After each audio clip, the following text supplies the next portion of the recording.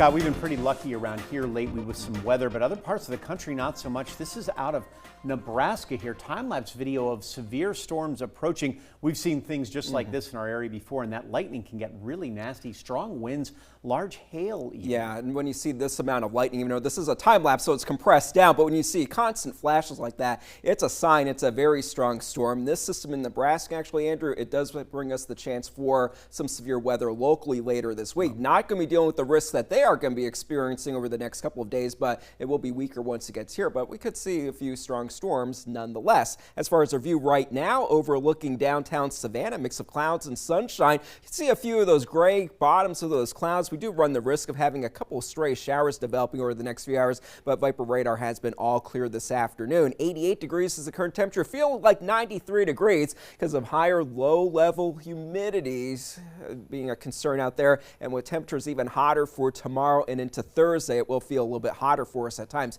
Certainly a little bit warmer for our inland communities. That's where we do have actual air temperatures in the lower 90s. Baxley at 93 degrees, 82 degrees though for Hilton Head, definitely benefiting from that northeasterly flow, bringing in some slightly cooler air off of the Atlantic. But for tomorrow, we'll have a similar setup, a mix of clouds and sunshine. Temperatures quickly climbing into the upper 80s to lower 90s during those peak heating hours. And that's when we do run the risk of having a few showers developing as well. But overall, those rain chances will be 20% or less for our Thursday. But that will be changing as we, for our Tuesday, but that will be changing as we do head into Thursday. High pressure just to our north, promoting that warm and humid pattern for the next few days. But this is the system that was producing all those severe storms to the west in Nebraska, now moving into Missouri, and this will be moving into the lower Mississippi River Valley pretty shortly. So late week storms are expected, and once the system gets to our area, we do run the risk of having a few isolated strong and severe storms. At this point, straight line wind will be our primary concern for many of the severe storms that do set up. So this is going to be a low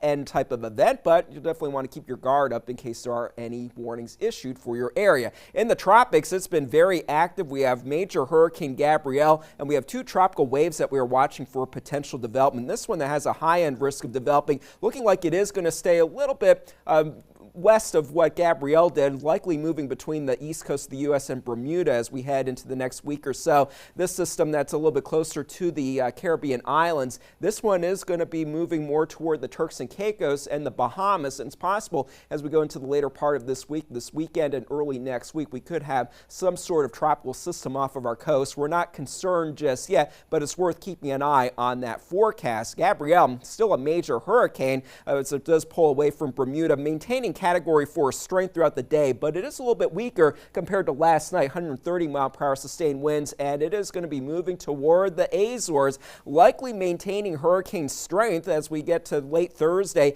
and into Friday morning. So there are hurricane watches in place for the Azores, possibly maintaining tropical storm characteristics as it moves toward Portugal, Spain, and even the west coast of France. So definitely something for them to watch out for. For tonight, 70 degrees for the low temperature, partly cloudy, staying warm and humid. And then for tomorrow, 91 degrees for that high temperature, a mix of clouds and sunshine. Definitely a warm day out there across the area. For the boaters, we'll have decent conditions out there. East wind 5 knots, giving us seas right at 3 feet. Just keep an eye to the sky as we get to the later part of the week with some shower and storm chances building in. The greatest severe weather risk at this point looks to be on Thursday, but those rain chances look to be higher for Friday and for Saturday. By then, temperatures will be a little bit cooler, and that trend will continue into early next week. Let's look at your local forecast for now, with more coming up. Scott, thanks.